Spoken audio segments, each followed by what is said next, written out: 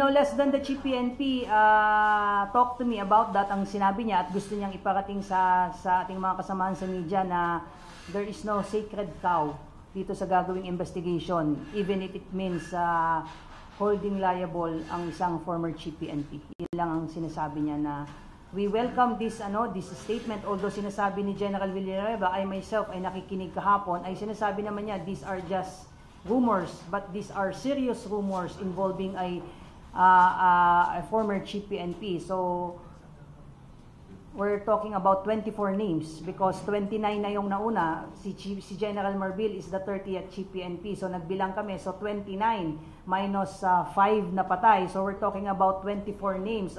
But in fairness to those former Chief PNP, I think they are naman in the position to answer in their behalf. But on the part of the PNP, sabi ni Chief PNP, and I guess sinabi niya ito kahapon at kanina sinabi niya rin ito during the command conference. Regardless kung sinong tatamaan dito, kung mapapatunayan na mayroon siyang kinalaman dun sa sinasabing tumulong sa pagtakas and worse ay nakaka-receive ng monthly payola, then again, wala tayong palalagpasin dito at patatawakin. Sabi nga niya, no sacred cow, regardless kung sino ka pa. Pananagutin at kung meron tayong makikipag-coordinate po tayo at binigyan na rin po niya ng utos ang CADG to coordinate with the PAGCOR to get more details as to the identity of this alleged former PNP who's allegedly on the take. We will take it from there, but kung meron pong mga ebidensya na makakapag-link at prove na itong sinasabing former Chief PNP, so kahit former Chief PNP ka pa ay hindi ka above the law. Well, it was a surprise to the PNP leadership kahapon nung nabanggit nga po yan. Immediately ay nag-usap kami ni Chief just to get his side on the story, and the CIDG also issued a statement na it was also the first time they heard these rumors. But then again, this is not just a rumors, but it involves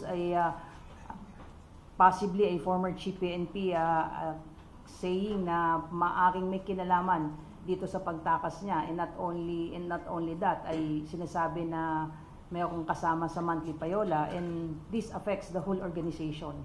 Hindi lang kahit pa siya ay isang retiradong pulis, ay this affects the whole organization. But then again, ang sabi ng ating Chief PNP kanina ay let's take this as a challenge.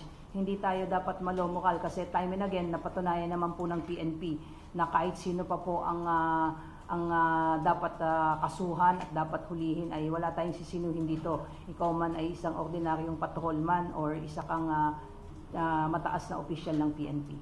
Yung CADG ang nangunguna sa lahat ng investigation na ito at tinutulungan siya ng ibang intelligence unit ng PNP because again, dun sa sinasabi ni General Villanueva kanina, these are just intelligence raw information that needs to be validated. So other than the CIDG, of course, yung ating mga intelligence unit will be involved in validating and collating possible information to establish the identity of this alleged former Chief PNP and possibly other PNP officials who might be involved in this alleged payola. What I can confirm right now is there are some information being validated by the CIDG, being validated by the intelligence group, of course in coordination with other agencies concerned po.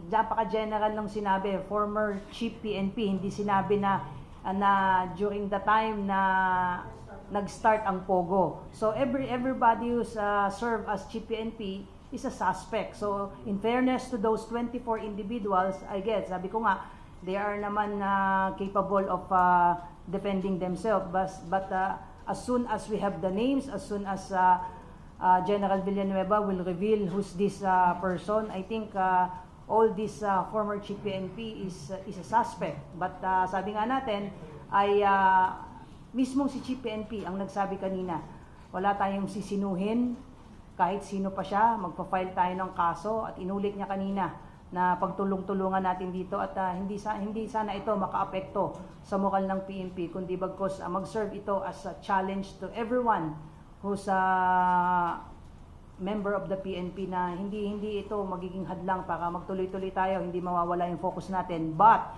we will be coordinating closely with the PAGCOR and other agencies for purposes of identifying this individual at kung meron ng sapat na ebidensya, and then magsasampa ang PNP ng kaso.